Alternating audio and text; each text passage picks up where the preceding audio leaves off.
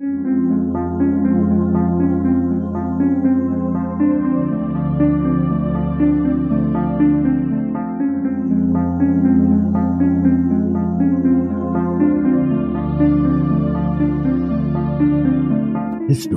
tells the story of the world and of our lives. Sometimes that history goes bump in the night.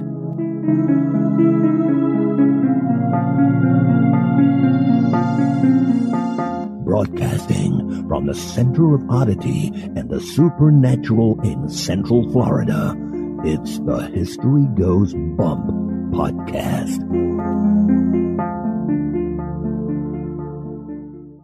Hello, you spooktacular people. Welcome to this 540th episode of the History Goes Bump podcast. Ghost Tours for the Theater of the Mind. I'm your host, Diane. And this is Kelly. Kelly, on this episode, we're doing a location suggested by our listener, Karen Miller, who also gave us our oddity on this episode. Indeed, she did. This is the All Karen Miller Show.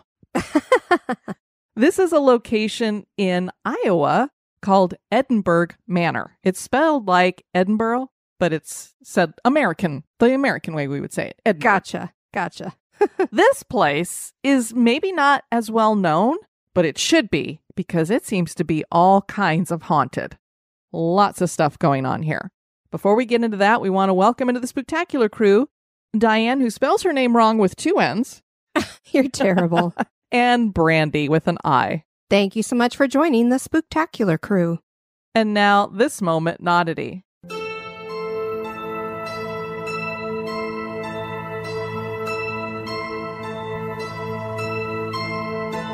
The moment in Oddity was suggested by Karen Miller. We've heard about bodies getting exhumed to be relocated to new burial sites. Near Franklin, Indiana, along County Road 400, there lies a most unique grave. Nancy Curlin Barnett died in 1831 and was buried on a hill overlooking Sugar Creek.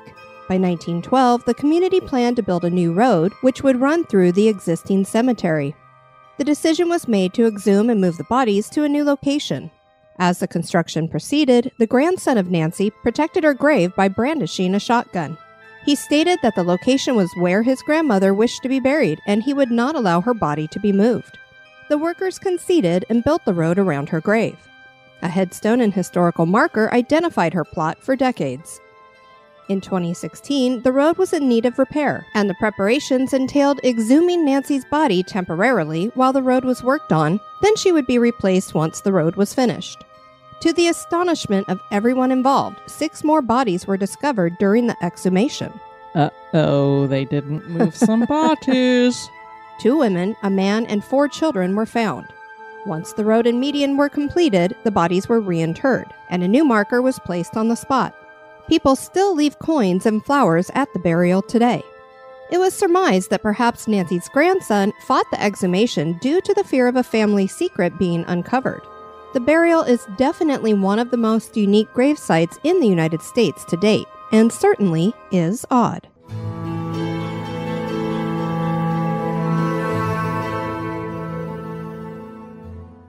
I shall never forget the afternoon when first I stumbled upon the half-hidden house of the dead. H.P. Lovecraft, The Tomb. And now, this month in history.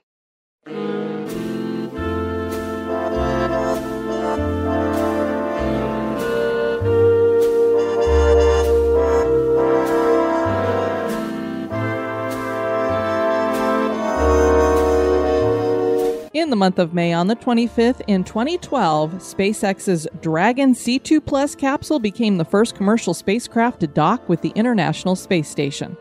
The flight was performed under a funded agreement from NASA as the second Dragon demonstration mission in the Commercial Orbital Transportation Services, also known as the COTS program. This was the first American spacecraft to visit the ISS since the conclusion of the Space Shuttle program.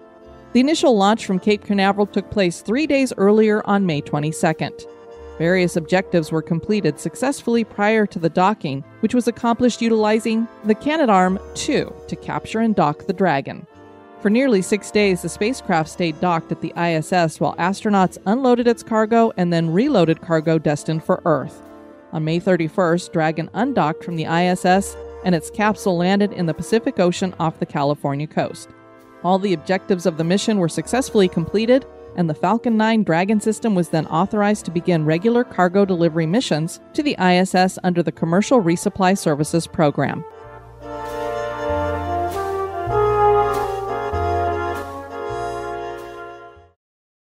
The Joker isn't just a comic book villain.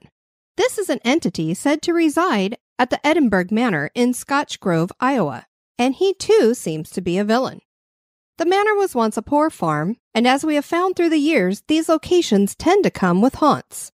After the original poor farm was dismantled, the brick manor was built and used to house the mentally ill, disabled, and elderly. There are several spirits who have joined the Joker here. Join us as we explore the history and hauntings of the Edinburgh Manor.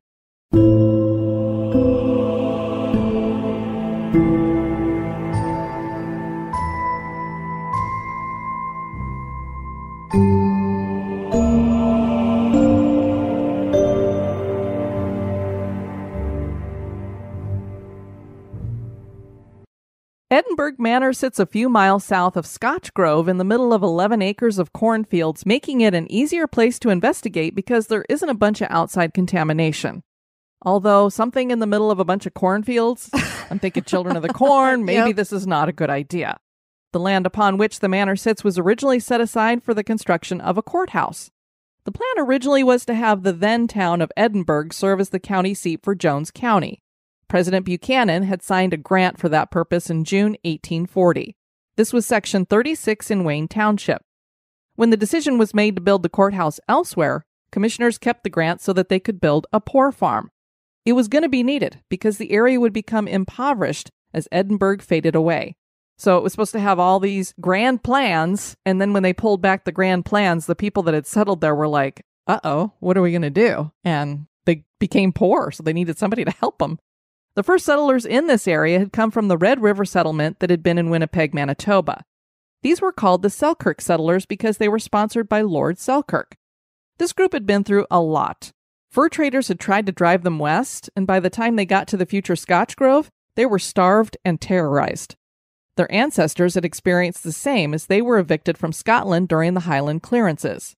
This Scottish heritage is where the name Scotch Grove came from. The town was officially laid out in 1872 and remained a rural crossroads community despite having a train depot. So usually when a train comes to town, you grow and grow and grow. That did not happen here. Not in this case. Several decades before Scotch Grove was officially founded, the poor farm was built on Section 36 in Wayne Township. A husband and wife team known as the matron and steward would run the poor farm for the government and raise their children there. If you lived on the farm, you worked on the farm. Most residents were elderly, disabled people abandoned by their families, the incurably insane, and orphaned children. During the 19th century, poor farms popped up all over America as a way to house and care for the indigent and needy. By the 1950s, most poor farms were gone. In 1909, it was decided to replace the residential facility on the land with a better building, and that was finished in 1912. This new rendition was run as a county home and stood 2 stories with a basement and was built from red brick. The building covered 12,000 square feet. The manor was split by gender with male inmates in the west wing and women in the east wing. From the time of the poorhouse to the closing of the manor, at least 230 people died on the property. There were suicides, disease, and natural death. If families didn't collect the bodies, they were buried in a pauper cemetery on the grounds. By the 2000s, there were very few people living here. Can you believe it was still open into the 2000s? I'm a little bit shocked. Somewhere between 20 and 40 residents were there. The county government decided to hire a not-for-profit company to provide care. And before long, there was a scandal, which led to a Medicaid fraud investigation that uncovered mismanagement and abuse, and the sexual assault of a resident by 3 employees at another facility that the company managed. It might not have happened here at Edinburgh Manor, but it already was making the company look a little fishy. The company was fired, and Edinburgh Manor was cited for being, quote, dangerous and not conducive to having disabled people live there. On top of that, Social Security and other public safety nets had made the need for these kinds of facilities obsolete. The manor closed officially in 2010. The building was bought in 2011 and reopened for tours and paranormal investigations under the ownership of Cindy Anderson and her partner. The initial plan was to renovate this into a bed and breakfast, but that didn't happen. The building needs much love as paint is peeling heavily from the walls, ceiling fan blades are literally drooping, and everything is in a state of disrepair. Anderson told Curious Iowa that they figured out that the property was haunted after her partner spent a night alone in the manor shortly after they acquired the property. At about midnight, he went to go to sleep with his dog on an upper floor, and he called Anderson to tell her that something was touching his foot right at that moment. Something he couldn't see. And then the dog pops up out of a dead sleep, and she starts barking and doing a guttural growl. Anderson's partner described the feeling as though someone was squeezing his foot and releasing it over and over. Then a family member asked if he could investigate the place, and after some hesitation, Anderson agreed. They hadn't told his family member what had happened or what room it happened in, and in room 200, which had been where the paranormal touch happened, the investigators caught an EVP that said, "I grabbed you." I think that pretty much answers if there's something intelligent haunted going on here that's intelligent, especially because they had no idea about what had happened there. Over the years, Anderson has been pushed and had her hair pulled. She believes that the time that she was pushed, it was done by the Joker because she was down in the basement. Everybody agrees that whatever the Joker is, it is a malevolent spirit. Once it threw a bunch of dishes. It keeps to the basement, mainly in the boiler room and a small padded cell on the opposite end of the basement, and has appeared as an apparition and has grabbed and choked people. He is said to have ended his life in the padded cell. There are claims that this is a demon and that it is joined by 4 other demons down there. Not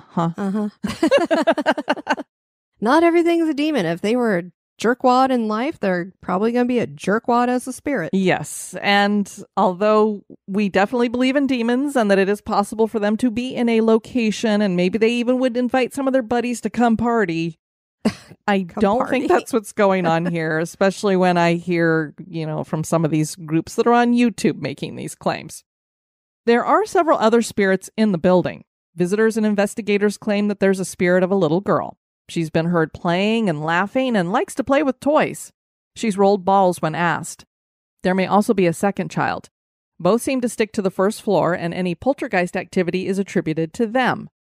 There's a puzzle room, and it's a great name for it because they have a jigsaw puzzle on a table in there. Nice. It's partially done, so I don't know if they're using it as a trigger object to see if somebody wants to help out with the putting it back together again. And what's interesting is sometimes pieces follow guests home without them knowing. Huh.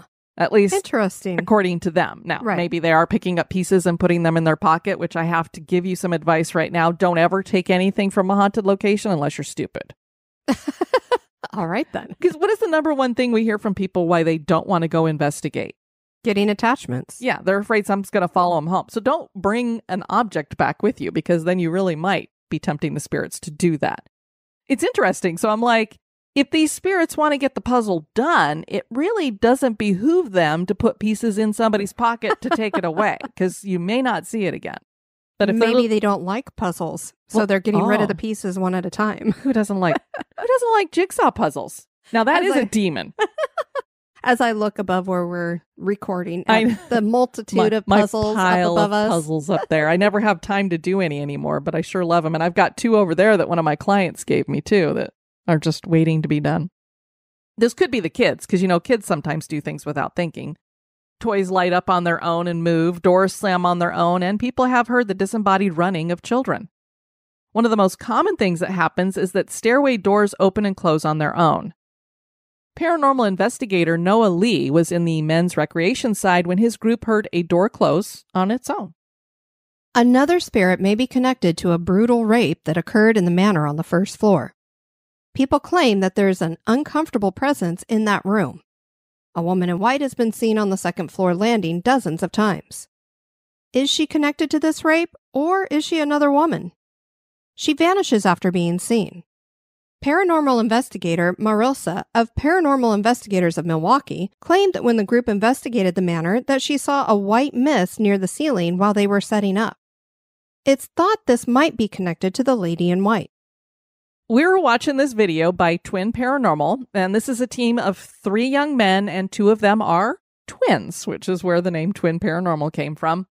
They have hundreds of thousands of hits to their video. So I was like, okay, let's see what these guys got when they were there investigating.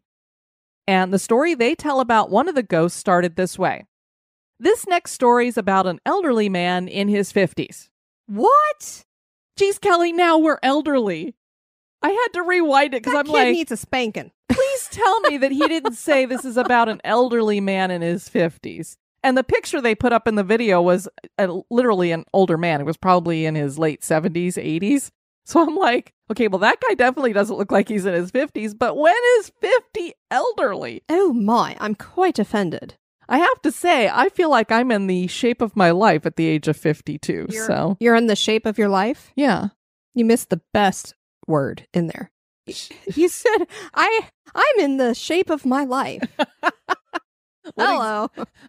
I better hope it's not a square. I'm just a giant square. You are a little square. I'm in the best shape of my life. That's what I meant to say.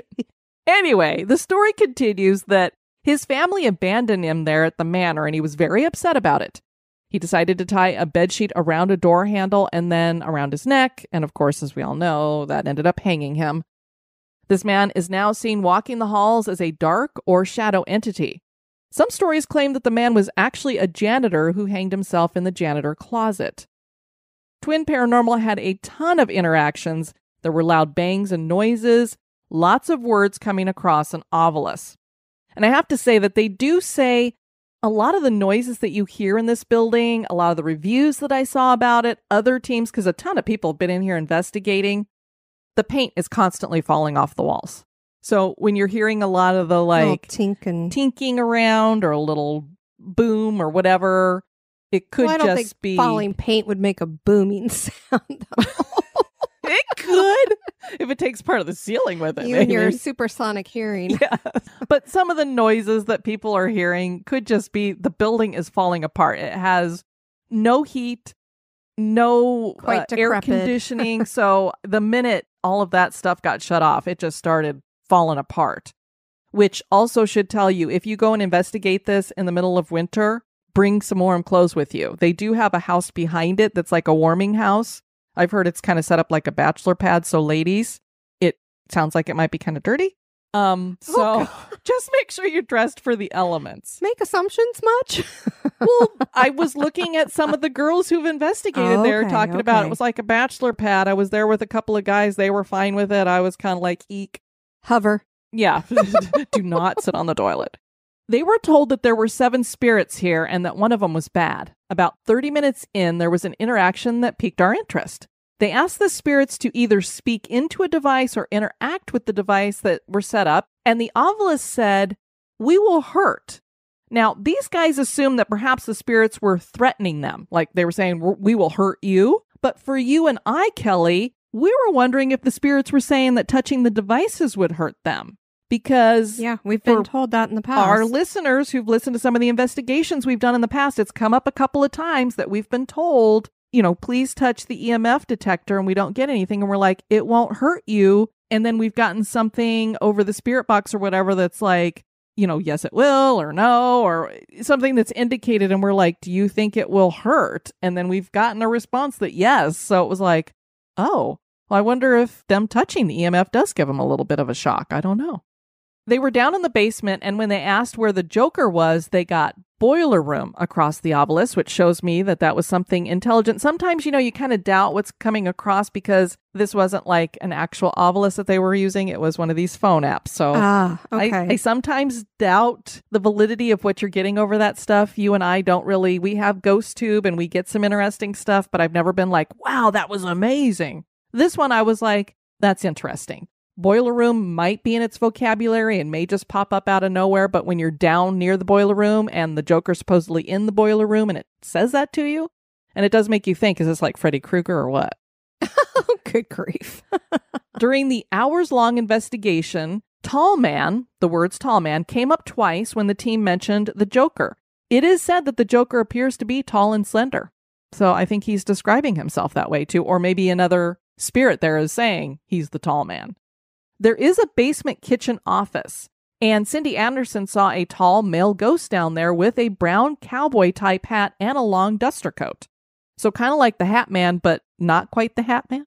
kind of a scarier rendition. I would rather see the hat. Well, I don't know which I'd rather see, but long duster coats I always worry about because if they're going to flash you, uh-oh. Oh, good grief. I don't think the ghost is planning, or the spirit is planning on flashing you.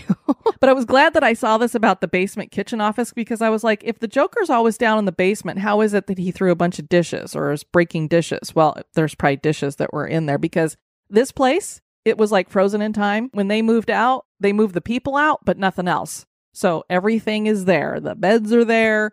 The actual medical records are there. So it's got a lot of stuff. Sounds of it reminds me of Malvern Manor a little bit. Yes, and this is about the same size as that. So yeah, very, very similar.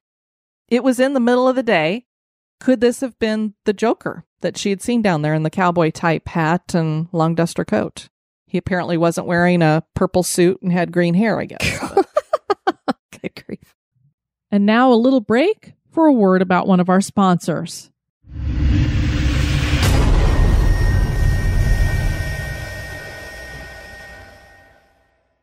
Paranormal Quest investigated in 2022.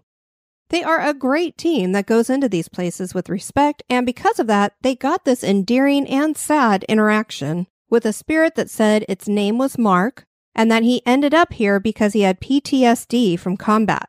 Please help and pray came through the spirit box. I wonder how many people take the time to pray with a spirit. I don't know. I hope anytime they're requested to that they absolutely do, however.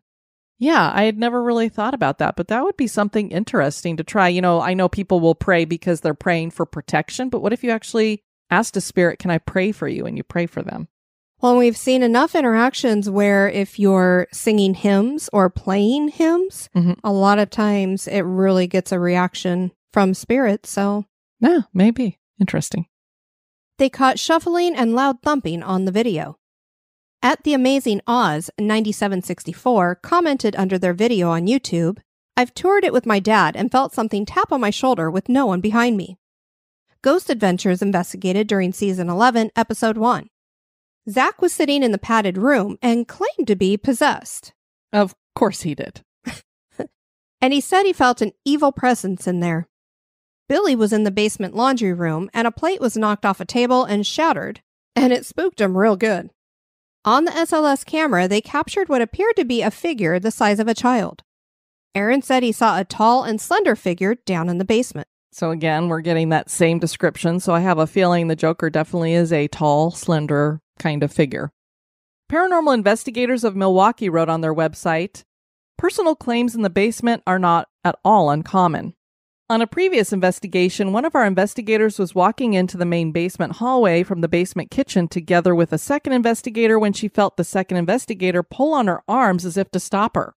When the investigator turned around to see why she was being stopped, she realized that our other investigator was in another room at least 20 feet from her. Oh. So who's pulling on her? During a recent public investigation at Edinburgh Manor hosted by PIM, one of our guests claimed to experience what she described as a hand on the back of her neck, which were at the same time cold and burning hot. Isn't that weird?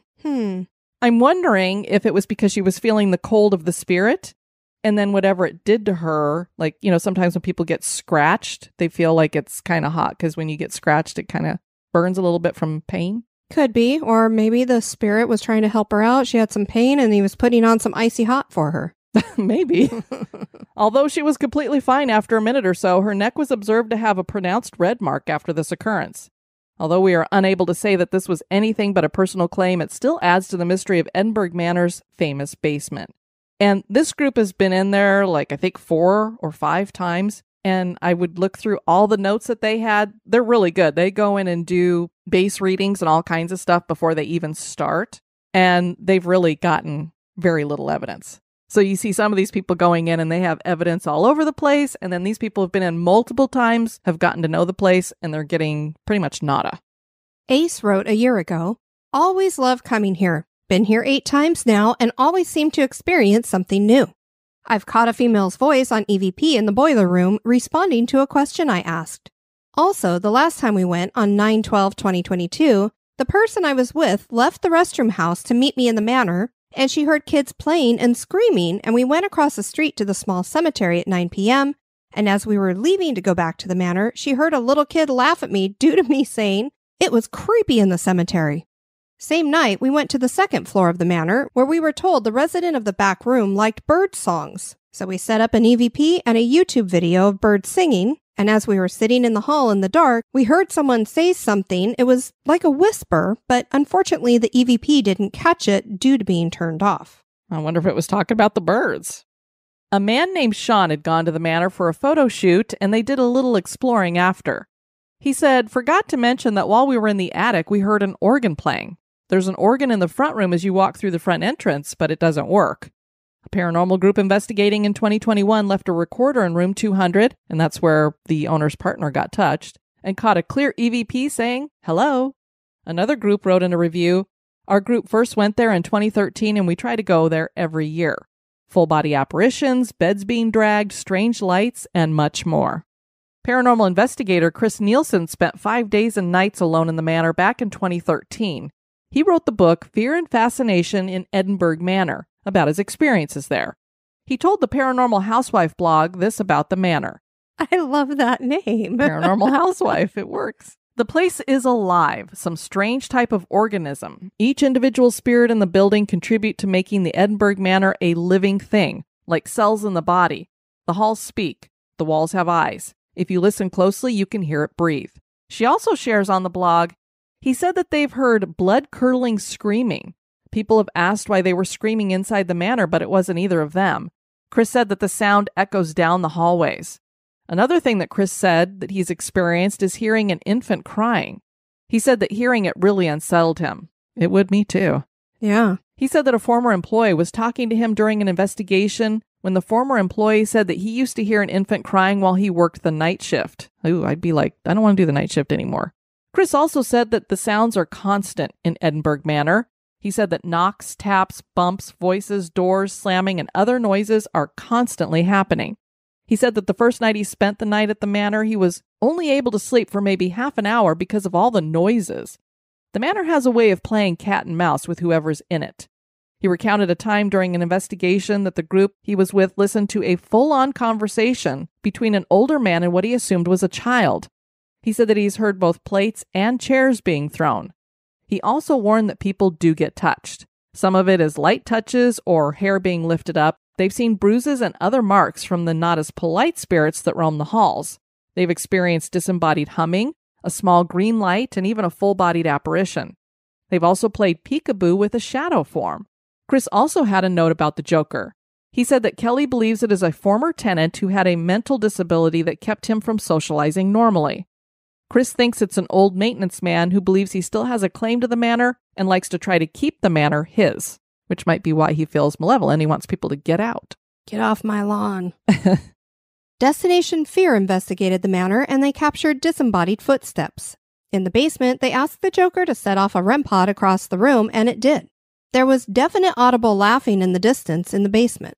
They captured a snarling EVP, which was very creepy. At the end of the EVP session, Dakota says that it's the spirit's last chance to say something before they turn off the recorder, and there's a very loud no that sounded bizarre, like a screech or something. Kelly, I imagine you and I going here and how we would go about investigating the basement, because as I watch these people investigating the basement, because everybody's predisposed that you've got this malevolent thing down here, you're just going to be a jerk to it because it's going to be a jerk to you. Now, yeah, that's not how we roll up to anything. No, and we don't know who this is. I don't believe it's a demon. Is it this individual who was having some mental health issues and did commit suicide in a padded room? I don't know. But I would still come at it respectfully. The thing that bothers me is so many people come in here and just say, turn this on, do this, blah, blah, blah. And I'm like, maybe ask please and thank you for doing things. But you don't know what kind of trauma this individual might have gone through that has caused him to be this way. I would, first of all, before I even would go in there, I would say, is it okay for us to come down here and have something that they could indicate with? Either have a EMF, a REM pod, a flashlight, something that say, if you do not want us to come downstairs, turn, and you could put all the things going and say, turn these on and we will not come down there. So first of all, ask permission to even come down there, because if this is someone who feels like this is my territory and I don't want anybody in it, well, the minute you've entered it, especially if you haven't asked, then you're already going to run into trouble. But so far, we haven't had anything treat us in a negative way because we don't go in there like, Guns we're running blazing. the show, give us something. Most of the time we go in and we don't even know what's going on in this place. And we end up just sitting in one room because we're like, wow, we're getting a lot of interaction. True. I think it goes a lot further for you to come in with the respect. And kindness. Yeah. Edinburgh Manor is ripe for hauntings with its history. Poor farms and county homes and asylums all seem to be magnets for paranormal activity. Very few enter here without getting some kind of paranormal evidence. Is Edinburgh Manor haunted? That is for you to decide. Well, Kelly, sometime when we're up in Iowa, we need to head over. This is on the other side of the state from where we've been before and where my sister lives. So it is about a 3.5 to 4 hour drive to get over there. But there's a couple of things over there for us to check out. This would definitely be one I'd want to see what's going on there. I'm game. We'd love to have you guys check out our website at historygoesbump.com. And if you'd like to send us some feedback, you can do that at historygoesbump@gmail.com. Douglas Kaufman 5413 left us a comment on YouTube under our Haunted Inns of Cape May. Hello, ladies. Thank you for doing this podcast. I stayed in Cape May back in the early 80s with some friends.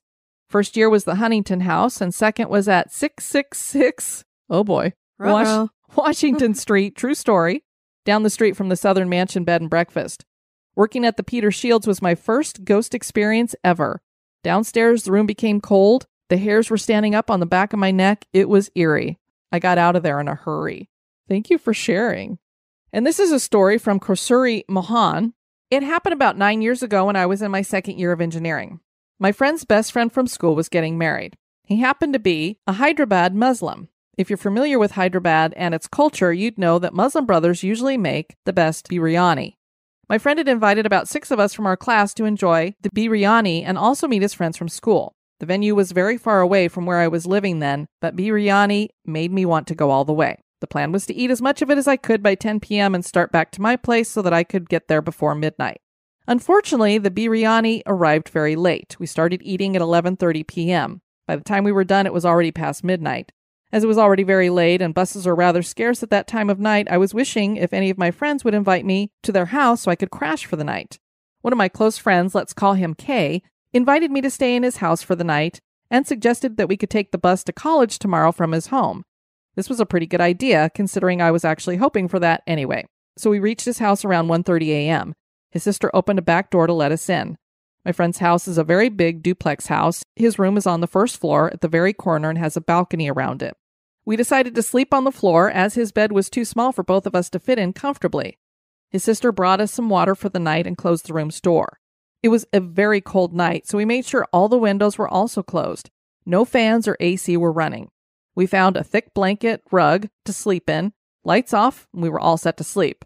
Before I tell you what happened, let me tell you about my friend's sleeping habits. He's a very deep sleeper. He sleeps about 10 hours every day, and it's very difficult, almost impossible, to wake him from his sleep. I'm a very light sleeper. Even a small sound could wake me up.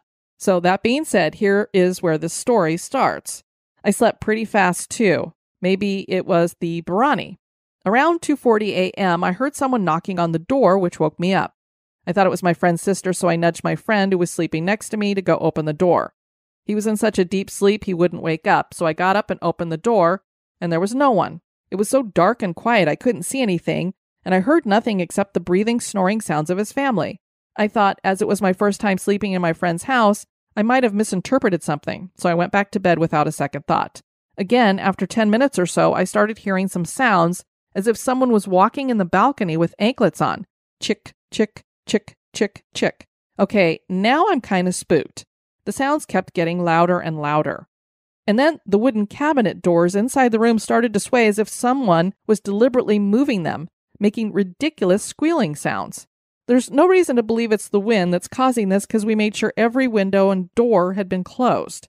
I wanted to wake my friend up, but then I thought he was going to make a joke of it to the class the next day, so I tried to manage everything by covering myself fully with the blanket. You know, that is the best protection. I mean, that's true. The anklet sound got so loud as if someone was standing right above my head. Chick, chick, chick, chick, chick, chick. Now I'm scared as a lost child on a pitch dark night. I had no other way but to put my ego away and start waking my friend up. Me. Hey, Kay, wake up, wake up, wake up. My friend in his sleepy, mumbly voice. What? I'm hearing some sounds. My friend, sounds? Ha, it's okay. There's a ghost in my house. Don't worry. It doesn't do anything. Just get some sleep, man. What? A ghost? I kicked my friend so hard that it actually woke him up. What? What do you mean there's a ghost? My friend, don't worry. It's harmless. We've been living here for decades. It's never hurt anyone. And then me, what? Ghost and harmless? She knows your family, but she doesn't know me. My friend, get some sleep. We have to go to college tomorrow. Me, no way. We are not sleeping tonight. Let's talk for a couple of hours and it will be dawn. My friend, no, I have to sleep.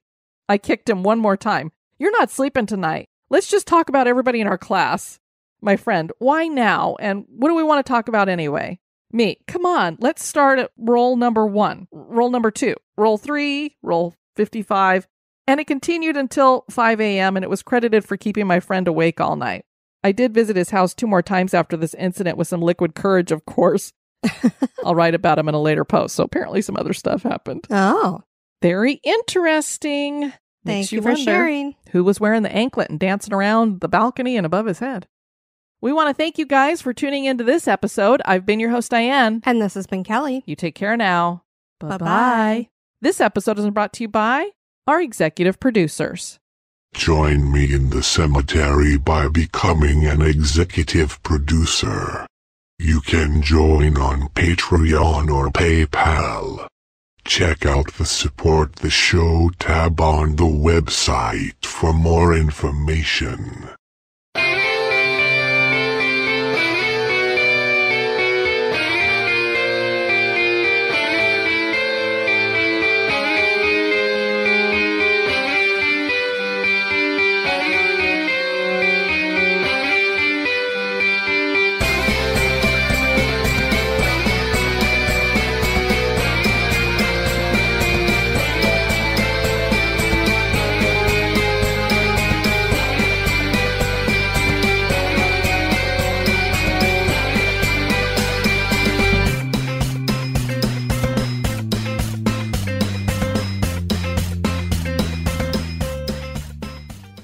On a previous investigation, one of our investigators was walking into the main basement. Walking into the main basement. It's the first blooper of the episode. We almost got through without any. Dang it.